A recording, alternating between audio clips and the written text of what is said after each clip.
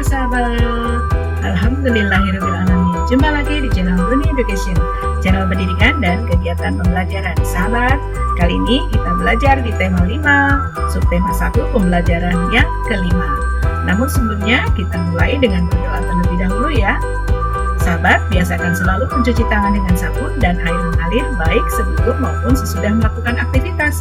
Jaga jarak dan gunakan masker jika bepergian. Jaga pula kesehatanmu ya, agar kita terhindar dari segala macam penyakit. Baiklah sahabat, untuk lebih jelasnya, yuk kita simak pembelajaran selanjutnya. Tujuan pembelajaran kita kali ini, 1. Dengan membaca teks dan menggali informasi dari berbagai sumber, kalian mampu mengidentifikasi dan menyajikan laporan tentang posisi dan peranan Indonesia di bidang ekonomi dalam lingkup ASEAN secara tepat dan terperinci. Kedua, dengan mengamati contoh dan membaca penjelasan, kalian mampu mengidentifikasi ciri-ciri logo serta mampu membuat logo dan maknanya secara benar. Tahukah kamu, banyak kerjasama yang diselenggarakan negara-negara ASEAN untuk mengembangkan prestasi dan potensi ekonomi masyarakatnya. Salah satunya adalah dengan menyelenggarakan SEA Games. Setelah berkunjung ke arena pameran, negara-negara ASEAN, Beni semakin tertarik untuk mencari tahu lebih lanjut tentang kerjasama antar negara ASEAN. Beni membaca teks berikut dari Warta Ekspor. Ayo membaca. Mendulang prestasi mengembangkan potensi ekonomi. Indonesia kembali dipercaya untuk menyelenggarakan kegiatan Akbar SEA Games ke-26. Ini merupakan keempat kalinya Indonesia menjadi tuan rumah festival olahraga terbesar se-ASEAN ini setelah sebelumnya di SEA Games 1975, SEA Games 1987, dan SEA Games 1997. SEA Games ke-26 ini dilaksanakan pada 11 hingga 26 November 2011. Upacara pembukaan diselenggarakan secara spektakuler di sepanjang Sungai Musi, sedangkan penutupan di gedung bersejarah Benteng Kuto Besak Fort. Bumi Sriwijaya, Palembang ditetapkan sebagai tuan rumah penyelenggaraan SEA Games di samping Jakarta yang menjadi tuan rumah pendukung.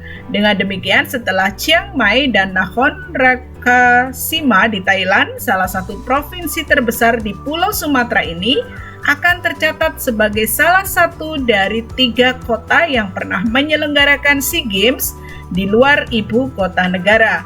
2 tahun sebelumnya, Laos yang baru bergabung dengan ASEAN dipercaya menjadi tuan rumah untuk SEA Games ke-25.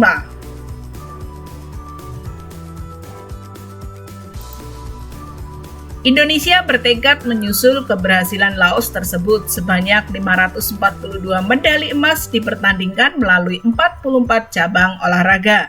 22 cabang dipertandingkan di Palembang dan 24 cabang dipertandingkan di Jakarta.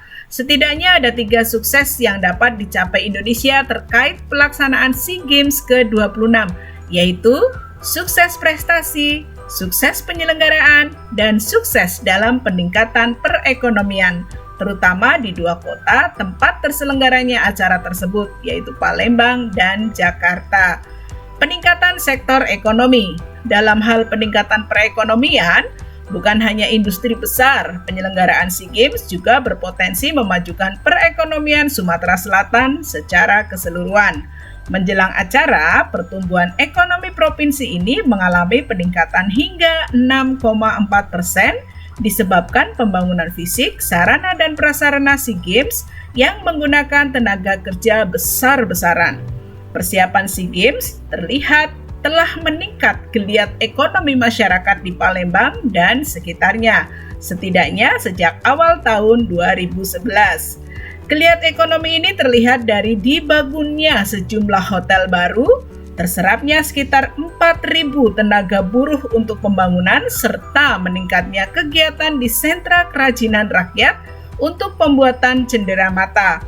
Sekitar 5.000 atlet dari negara di Asia Tenggara, termasuk dari Indonesia, akan berpartisipasi dalam ajang ini.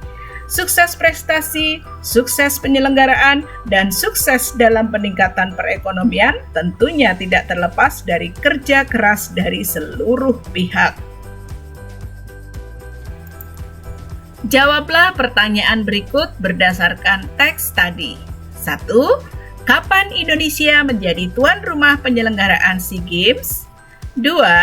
Di mana SEA Games ke-26 diselenggarakan?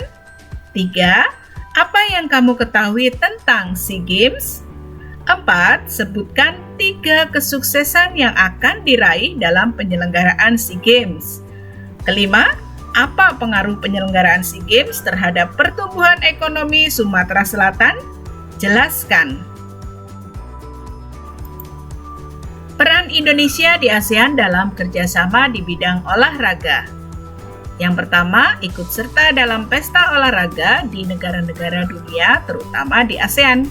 Kedua, beberapa kali pernah menjadi tuan rumah dari kegiatan pesta olahraga se-Asia Tenggara. Jenis penyelenggaraan olahraga yang diselenggarakan dan diikuti oleh anggota negara-negara ASEAN antara lain 1. SEA Games, yaitu Southeast Asian Games, yaitu pesta olahraga se-Asia Tenggara. Ini dari pesertanya adalah negara-negara anggota ASEAN yang dilaksanakan 2 tahun sekali. Kemudian yang kedua ada ASEAN Para Games, yaitu pesta olahraga untuk atlet difabel negara-negara anggota ASEAN. Pelaksanaannya juga 2 tahun sekali.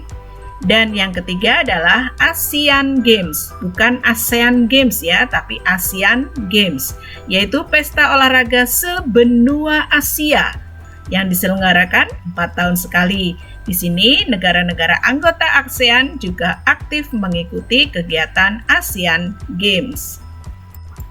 Selain SEA Games, masih banyak lagi kerjasama yang diselenggarakan antar negara ASEAN. Pada pertemuan sebelumnya, kalian telah membuat peta pikiran tentang peran dan posisi Indonesia dalam kerjasama ekonomi di lingkup ASEAN dan mendiskusikan secara berkelompok. Apakah kamu pernah mengamati logo ASEAN? Apa arti dari logo tersebut? Ayo kita cari tahu. Ayo kita mengamati gambar logo ASEAN berikut ini. Sahabat, coba amatilah bendera dan logo ASEAN berikut ini. Di sini bendera ini memiliki berbagai warna, yaitu terdiri dari warna biru, putih, merah, dan kuning. Apa saja maknanya? Iya, arti bendera dan logo ASEAN. Warna biru melambangkan perdamaian dan stabilitas. Warna merah melambangkan semangat dan kedinamisan. Warna kuning melambangkan atau sebagai simbol sebuah kemakmuran. Sedangkan warna putih melambangkan kesucian. Dan ini adalah ikatan rumpun padi yang melambangkan harapan para tokoh pendiri ASEAN agar asosiasi itu secara bersama-sama terikat dalam persahabatan dan kesetiakawanan sosial. Sedangkan lingkaran putih ini melambangkan kesatuan ASEAN. Sahabat, coba amatilah logo berikut ini. Ini adalah logo dari Kementerian Pendidikan dan Kebudayaan. Ini logo Hari Anak Nasional, logo Dewan Ketahanan Pangan, dan ini logo Ketahanan Lingkungan. Tahukah kalian bahwa selain digunakan oleh lembaga atau organisasi, logo juga banyak digunakan oleh wirausaha yang ada di sekitar kita. Apa logo itu? Logo merupakan bagian dari reklame. Logo adalah tanda, lambang, ataupun simbol yang mengandung makna dan digunakan sebagai identitas sebuah organisasi, perusahaan, atau individu agar mudah diingat oleh orang lain. Fungsi logo antara lain, 1. Sebagai identitas diri, supaya dapat membedakan dengan identitas milik orang lain. Kedua, tanda kepemilikan, supaya membedakannya dengan milik orang lain. Ketiga, sebagai tanda jaminan kualitas. 4. Mencegah peniruan atau pembajakan. Kelima, menambah nilai positif. 6. Sebagai properti legal suatu produk atau organisasi. 7. Mengkomunikasikan informasi serta keaslian, nilai, dan kualitas. Jenis-jenis logo antara lain, banyak jenis logo yang beredar di masyarakat. Tapi pada dasarnya logo terbagi atas. Logo type, yaitu logo yang memakai wordmark atau kata atau nama dengan unsur tipografi. Berikutnya ada logogram, yaitu logo yang memakai icon atau ilustratif atau inisial. Dan jenis yang ketiga adalah logo yang menggabungkan antara kedua jenis di atas, sehingga membuat logo semakin komplit. Kategori logo. 1. Berbentuk huruf atau alfabet. 2. Lambang-lambang, angka-angka, symbols, dan numbers. 3. Bentuk yang serupa dengan objek aslinya, concrete atau forms. Kemudian 4. Bentuk abstrak atau abstract form. Dan logo dilihat dari segi konstruksinya, yaitu 1. Elemen gambar dan tulisan terpisah, picture mark dan letter mark. Kedua, bisa disebut gambar, bisa juga disebut tulisan yang berbaur, picture mark sekaligus letter mark. Ketiga, elemen tulisan saja, yaitu letter mark. Kemudian aspek yang harus diperhatikan dalam pembuatan logo antara lain original, yaitu bisa disebut mempunyai ciri khas atau unik. Berikutnya adalah legible, yaitu mempunyai tingkat keterbacaan yang tinggi. Berikutnya simple, sederhana dan mudah dimengerti. Memorable, mudah diingat. Easy associative with the company, yaitu mudah untuk dihubungkan atau diasosiasikan.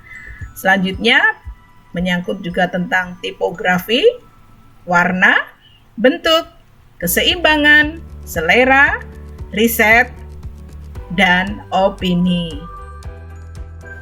Nah, sahabat, setelah mengamati contoh logo di atas dan mendengarkan penjelasan tentang logo, sekarang saatnya kalian merancang logo sesuai dengan keinginanmu.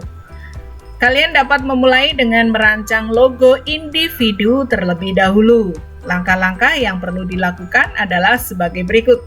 1. Pilihlah tema yang ingin kalian inginkan. Misalnya tentang persahabatan, kebersihan sekolah, kelompok pecinta lingkungan, kelompok pecinta seni, atau kalian mempunyai wirausaha tertentu, dan sebagainya. Kedua, buat simbol atau gambar yang mewakili tema. Ketiga, jangan lupa tulis kata atau kalimat yang mewakili tema. Di sini ada kata-kata trans, ini kata bahwa di sini trans ini adalah logo dari sebuah stasiun televisi, Telkomsel, Pos Indonesia. Nah, itu tulis kata atau kalimat yang mewakili temanya. Dan keempat, yaitu tulis arti dari simbol, gambar, dan warna dari logo. Seperti tadi ya yang dicontohkan di awal, yaitu tentang logo ASEAN. Nah, ini tadi adalah langkah-langkah yang harus kalian lakukan untuk membuat logo. Silakan kreasikan sesuai dengan keinginan kalian. Selamat mencoba. Hai sahabat, bagaimana pembelajarannya kali ini? Semoga menyenangkan ya, dan kalian lebih mudah untuk memahaminya. Apabila kalian masih mengalami kesulitan, tanyakan kepada Bapak dan Ibu guru di sekolah masing-masing ya. Oh iya, jangan lupa pula perbanyak membaca buku agar wawasan kita semakin bertambah dan berlatih secara mandiri. Jika kalian masih mengalami kesulitan, tulis ya di kolom komentar di bawah ini. Terima kasih sahabat untuk perhatiannya. Barakallahu fikum. Wassalamualaikum.